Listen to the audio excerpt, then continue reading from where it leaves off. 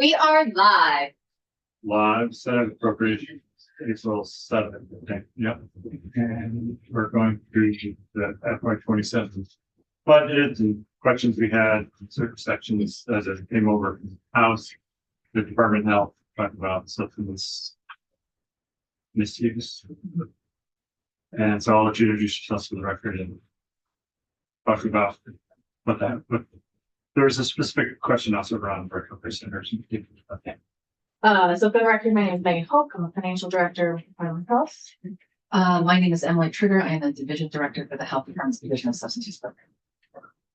So our understanding is that you wanted a little bit more information about the Substance Misuse Prevention Special Fund today. And just to kind of start, I wanted to provide just a brief overview of the fund because it is relatively new. The legislature established when the legislature established the fund, it was determined that 30% or up to 10 million of the cannabis excise tax is what's flowing and feeding this substance. Whichever is the lower number. Whichever is high, up to 10 million, would flow into this special fund. And at the time of the 2026 budget recommendations, sorry, I'm talking way too fast. There is an estimated 6.75 million that was going to be in the fund. So that was the number that the administration provided for our budget recommendations. And that was passed. So budget 2026 that passed was at 6.75 million. And that was 30%. It was not quite 30, or yes, sorry, yeah, that was the 30%. We didn't reach that 10 million. We're closer to it now. Okay. And then in addition to our base budget request, the Senate added some one-time funding in 26 for recovery residences, recovery centers, and there was a third one for Mentor Vermont. I will note that the recovery centers and residences had to have not-for-speaking language added because according to the authorizing statute, that was not an allowable use of the prevention fund. And then it's not prevention, it's recovery, that one. Yeah, the language is I forget exactly what it says, but it's for substance use prevention. It's a little brief. Even if you're preventing somebody from relapsing and it was that's just the way it was working. When the 26 one times got added, it was determined that the notwithstanding language should be thrown in there. So between those one-time appropriations, we were at the full, we've appropriated what we finance was estimating as the full amount of the revenue that was going to be in that fund. And then additionally during BAA, there was about another a gross 400-ish thousand added to recovery centers, but only a portion of that was substance misuse prevention fund because the House didn't want the fund to go into a deficit. And then switching gears, so that's kind of current year 26, 27, our 27 budget request reflects the we have 9.5 million that is estimated to be in revenue for that fund. So that was our full amount of our budget request this year. And the health department did really focused on that increase in three major areas, which are kind of following our 26. And that is the Vermont Prevention Lead Organizations, school-based prevention programming. And then there is also funding for 11 field-based staff within the health department. 11 new staff.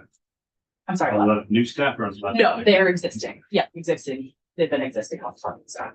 That's where I'll turn it over to Emily to talk more about the process. Just to give the group a sense of how the BPLO system worked through conversations over the last 5 years, and even in a recent round of community roundtables, which some of you may have participated in last October.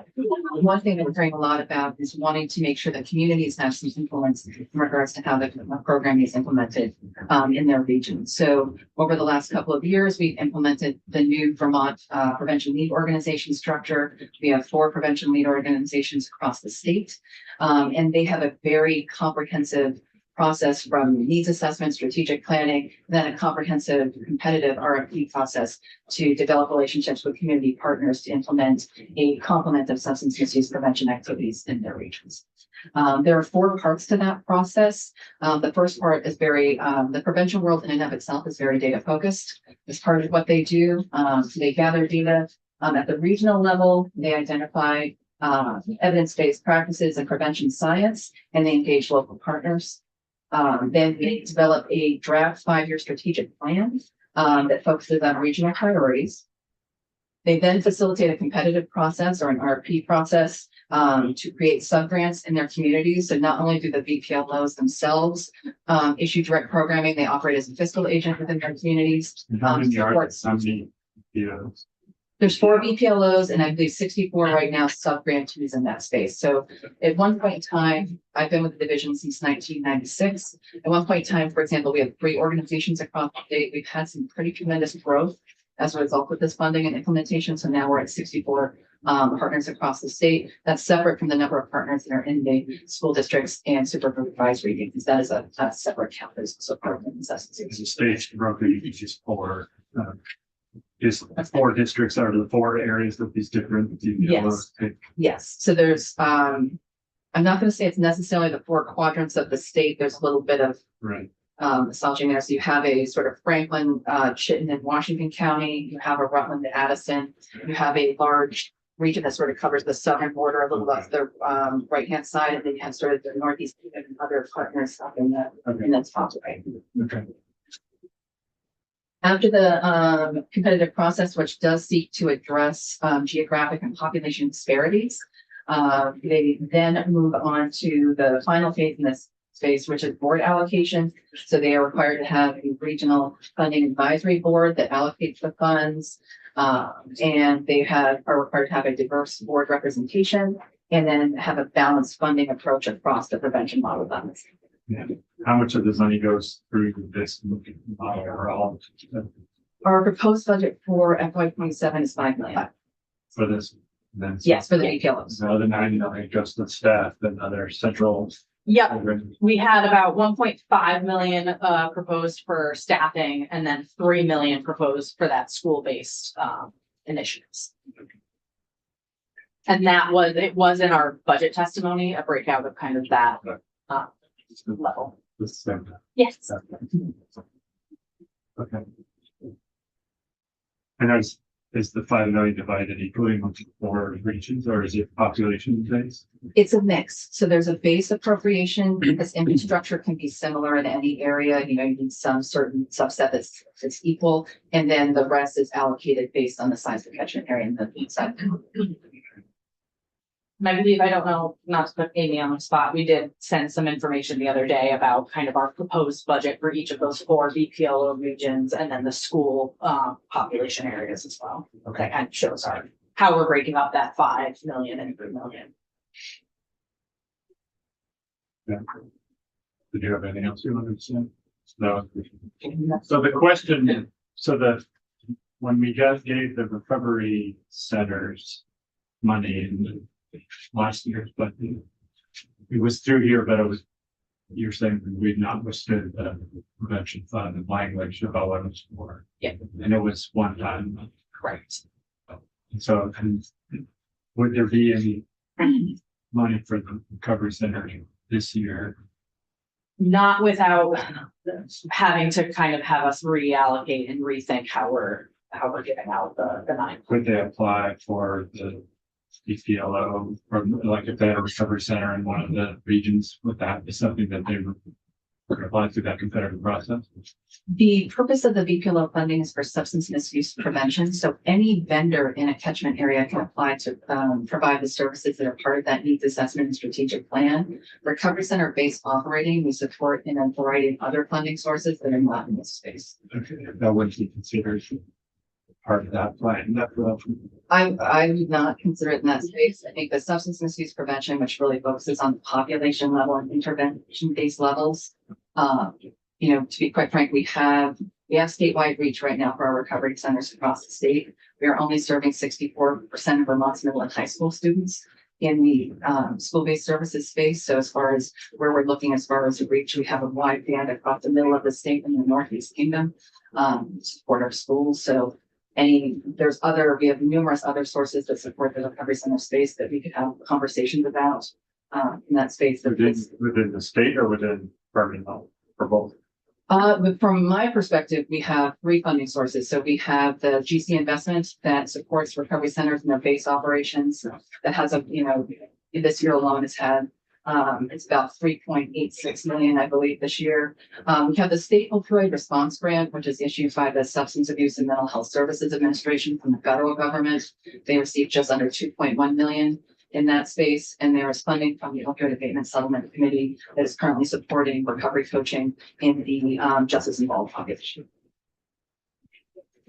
Good. Do you have a question?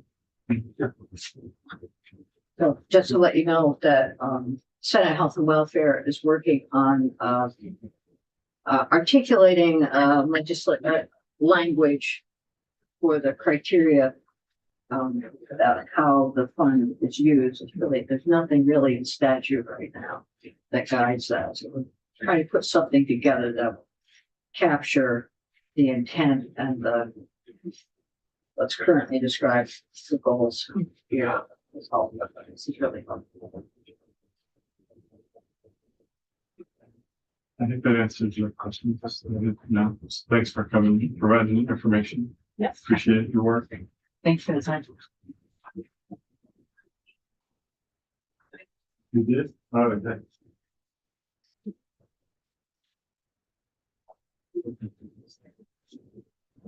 Oh, what perfect timing. We're covering off.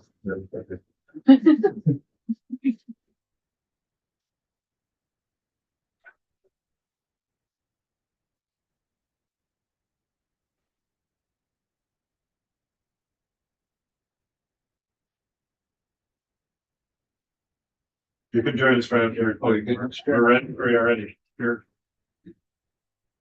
Unless you want to wait 10 minutes. So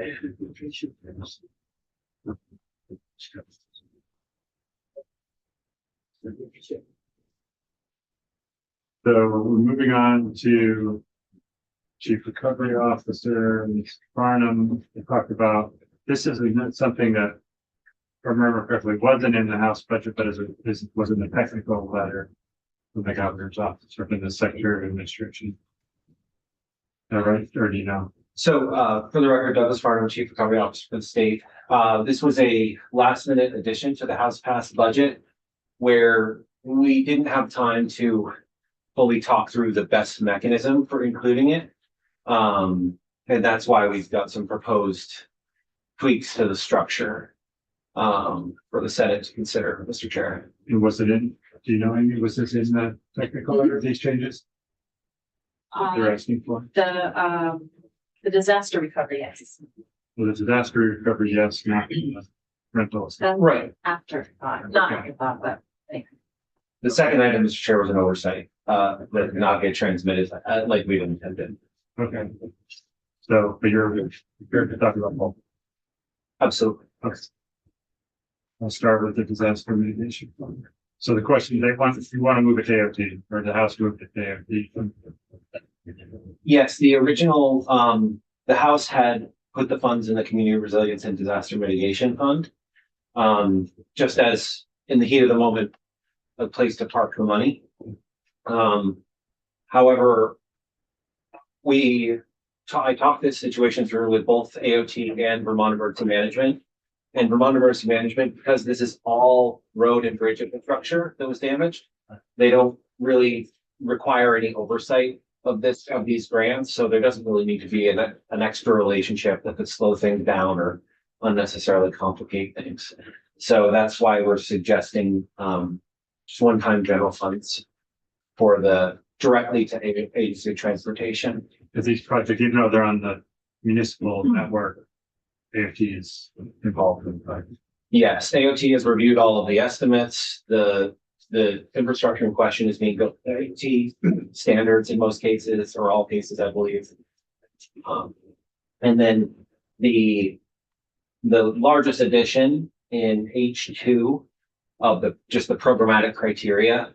That wasn't intentionally left out, but it was just program design that didn't make it in the new version. And the intention here being to make sure that it's linked to reimbursement for, we want the grants to be for repairs and reimbursement for activity that's actually occurred. We want to make sure, we're not just sending the towns the money and they can use it on whatever. It needs to be for the specific infrastructure that was damaged. Okay, it was 1.4, what was it?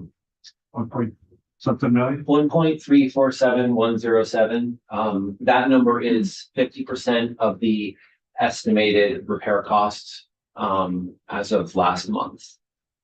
The town will do the other half.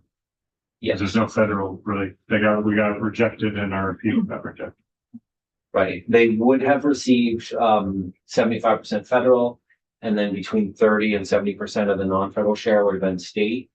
But unfortunately, we don't believe we can fully step into the shoes of the federal government and completely fill the gap there.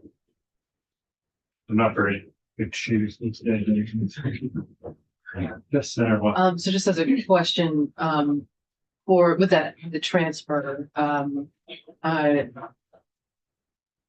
there things that would be, that money would be eligible for if it was in the municipal disaster? I'm forgetting the exact name, that it would not be eligible for as basically a grant from the AMC.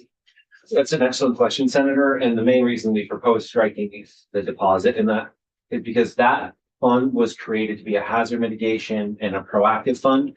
It was not created to fund repairs from storm damage. And putting this money in that fund does kind of increase the scope and would have required notwithstanding language or adding a whole new category of eligible uses to that fund, which we wouldn't recommend. We don't believe it's the right approach to expand that fund to cover storm damage as well. We want to keep it focused on mitigation and forward-looking efforts to reduce risk. To be proactive. To be proactive, Yeah. yes. And the AOT isn't having to spend any money. No, not on this. I mean, I think there's a possibility that these funds, as well as other federal programs, might be combined to try to affect the repairs. But I don't think there's there's no additional specific money from AOT here. It would be a handful of grants for projects that they've already scoped out and understand very well. Mr. Chair, one kind of the number that we proposed, 1347107, that does not include a bridge that was damaged in the town of Wheelock, because there is an incredibly complicated backstory for that particular bridge, and it wasn't included in the submission to FEMA. It may have been ultimately deemed eligible by FEMA if a disaster declaration had been approved, but it's very, very, very complicated. The town took an alternate project instead of repairing the bridge after 24, and that might make it so FEMA would say they're ineligible for further assistance. It's not a question FEMA would answer for us as a hypothetical. So Wheelock and we don't know actually what the bridge in Wheelock would cost to replace at this point. Is it cut down or is there a temporary version? It was damaged in 24, and then it was damaged again in 25, significantly enough that it is closed at the moment. There are 7 households, but they have access through a class 4 road that was upgraded to class 3. And so they have egress, they have access to their homes. It is certainly an inconvenient situation for some of those households. Okay. But we're dealing with that in other parts of the transportation. Yeah, all over the place. Right. We got leaks everywhere. Yeah. Right, the towns we're trying to get more help to the towns. Okay, anything else on that? Transfer? Nothing on that item. Okay, so. And so that's in the House bill, so we don't need to change anything. That's just helping us to understand what was happening. You guys are okay with the language as that, but. No, these are recommended, in the technical letter, we included recommended, Okay, amendments to the House. I haven't looked at that. We don't have that anymore. It's page 21 of the technical. Do we have the technical letter posted now? Yep. Sure is. Under today or? Yeah. Call something else other than the technical letter? No. Just Brett. It's under Adam Gretchen. Yeah. Yeah. Did he hand it out? Here's the thing. You know, because it was issued after he was here. Right. So they just sent it over. Okay, so there is language that you need for that. Yes, it's true. Well, because in the House, it was in the prevention, disaster mitigation. And it did not have any programmatic Right. criteria. Okay, your amendments on this are all in red. Yes.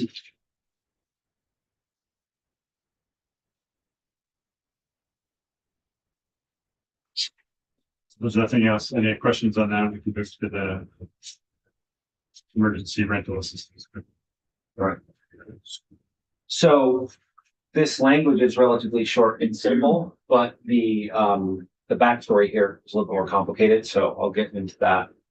So there were two emergency rental assistance funds for Vermont that resulted from the pandemic, the ERA one allocation of 200 million, which we sent back about 32 million of that money, mostly through early recapture by Treasury. And then 152 million in emergency rental assistance two that ended on September 30th of 2025. So the end of that period of performance was September 30th of 2025. We had accepted that emergency rental assistance money through our joint fiscal committee AA1 process. And so we had received the programmatic approvals. And then when it became clear that as Treasury rules changed over the several years after being released, that we were going to need to move some of that money around in order to maximize the use of the ERA2 monies in the state. Is this in the?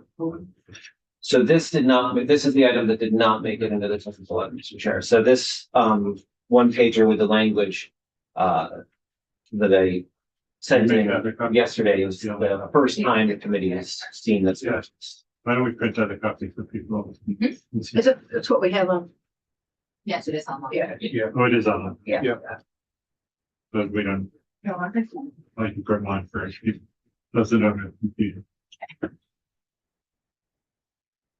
So in the 2024 budget, AOA was given the authority to reallocate emergency rental assistance two against general fund, free up that general fund. We were basically trying to maximize where we applied ERA2 so that we would limit as much as possible the federal dollars sent back to Treasury at the end of the day. And so with our language, when we talked about it, we were talking about state funds versus federal funds. But when we drafted it, we just put general fund. And what happened is when we peeled apart what eligible uses there were in the state, at DCF, there had been some uses of the cash fund that were eligible for ERA2. So we applied the ERA2 against those eligible uses. We spent the federal funds because we had the authority to do that.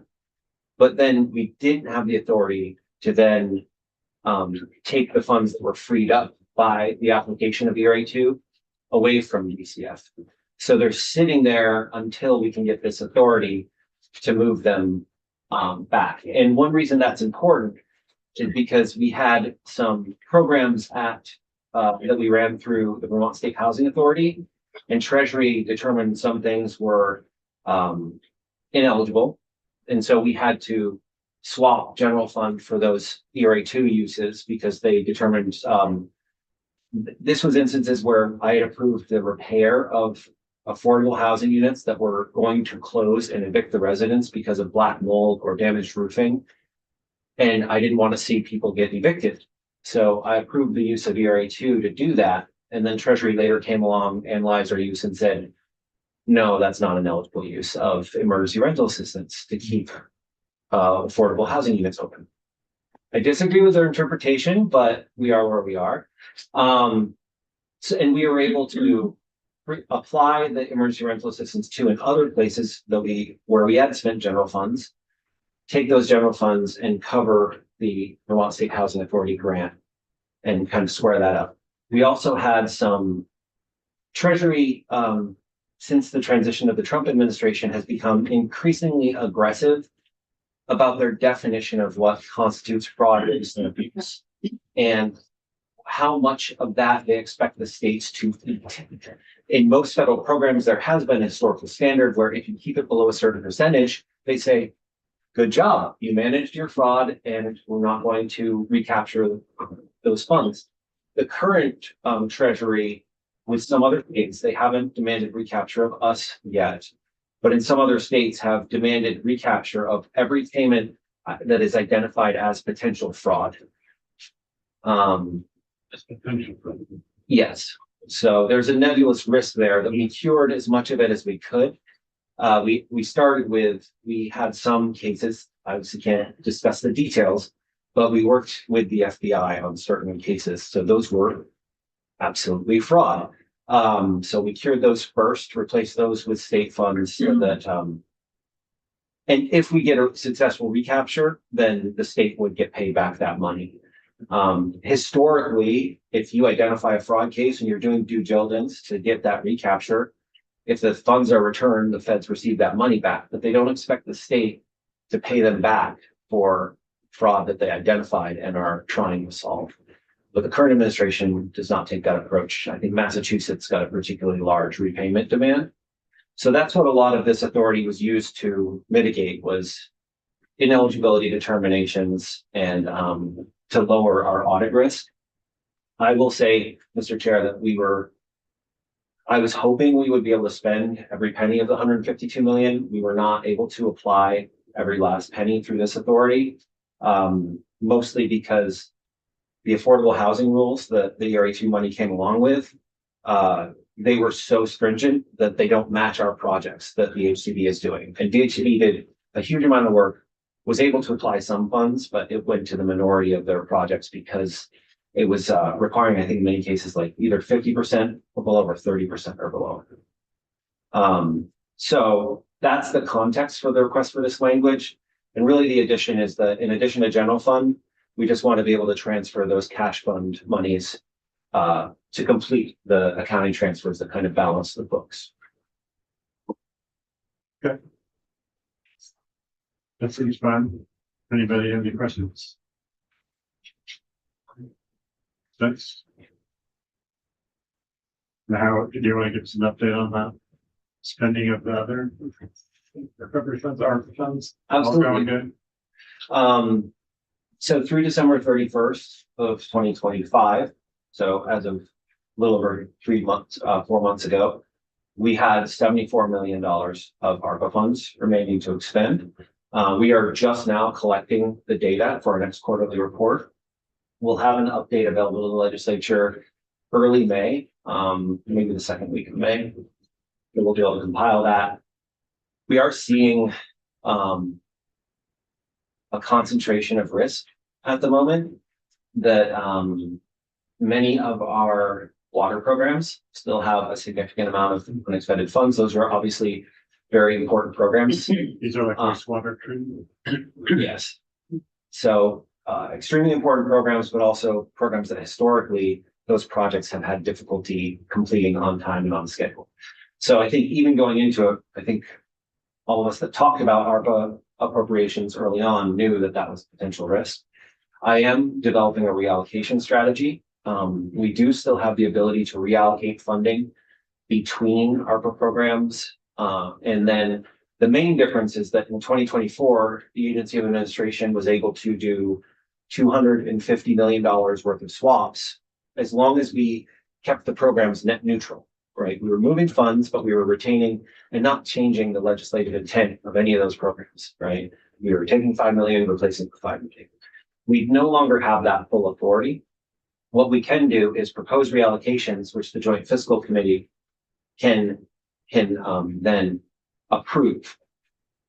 And then in those cases, so hypothetically, we could take money from water projects, which we obviously want to avoid doing, but we could put them against broadband projects, which are also important, but don't have as many links to housing and other things as water projects.